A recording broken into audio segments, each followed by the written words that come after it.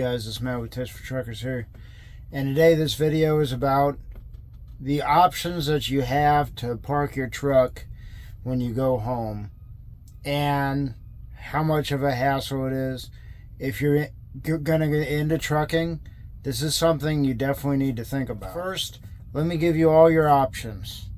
Your first option is, if you're lucky enough to have enough room to park at your property in front of your house on the street, or if you have big enough, driveway or whatever to park a truck and trailer, that's ideal.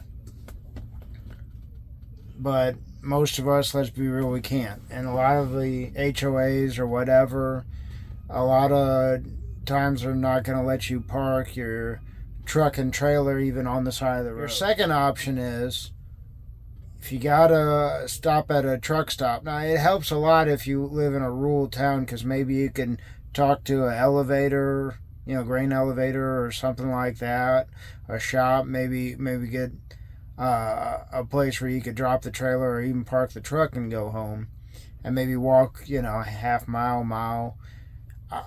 I done that before. Maybe you could drop your trailer at the truck stop or whatever, and then bobtail to your house. Most bobtail trucks will be able to fit in your driveway, and people usually don't give you trouble. Your neighbors probably won't bother you unless you're idling it or running the APU. Three, and this is when it starts to suck, is just like the last one, you can park at the truck stop, and this really sucks because if you live in a big city, you're basically screwed. It's really hard to be a truck driver living in a big city. It's also hard being a truck driver, getting home, living out in the middle of nowhere too, trying to get a load through there. So it's basically a catch-22. And if you live just outside of a big city, it's usually ideal.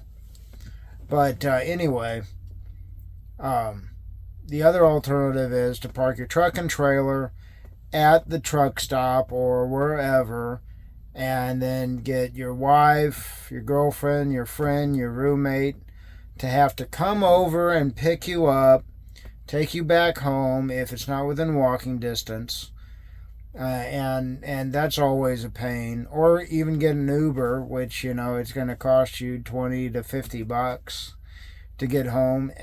You got to factor that into your pay. And the hassle and that.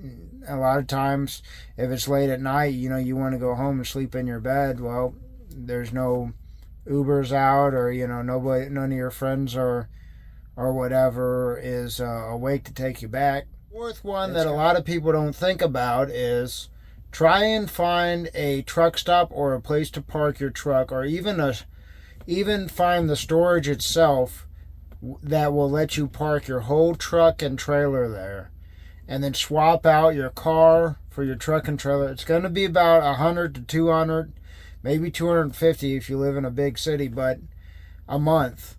But for the hassle of parking at a truck stop or find this or that place to park, it's definitely 100% worth it. And like I said, you got to factor that into your pay too. You might be better off just getting a home every night job,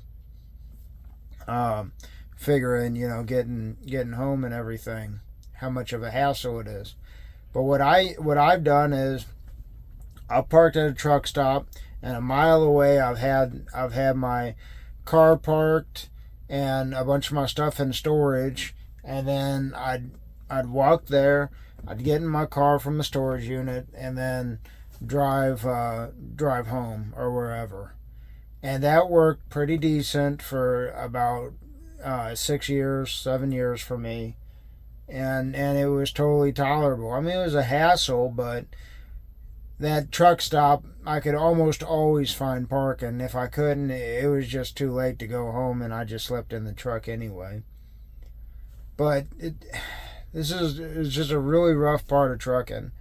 If you want to be home every week, unless you have like a friend, or you can park your truck home, or a loyal wife to pick you up, it's going to be a pain trying to get home. I'm home every 2 weeks.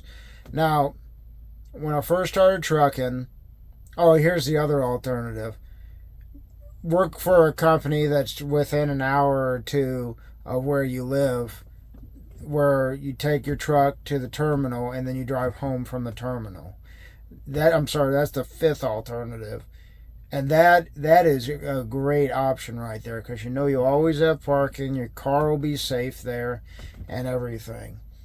So that's the other alternative, and it works out great. So I did that when I first started trucking, and then that's when I was home every week, and yeah, just took the truck home and then picked my car up from the terminal and went home. But then I started going over the road. I was out for 3-4 weeks at a time. Well, my grandpa lived within a mile of a truck stop, so I just kept my car at my grandpa's house and parked my truck at the truck stop, got in my car, and went wherever from there. And then like I said, I had my car at the storage, and I had my truck and trailer, my car trailer in storage, so I could just put my car and my truck, all together and take it wherever. But right now, I have the ideal situation. I could just park on the side of the road, within, it's a quarter mile from the house, and that's where I got my car and my truck and everything parked too. So everything works out now, but it's really a hassle, and it's not getting any easier. They're developing the land farther and farther out, from the city, just making it harder and harder for us to try to find parking.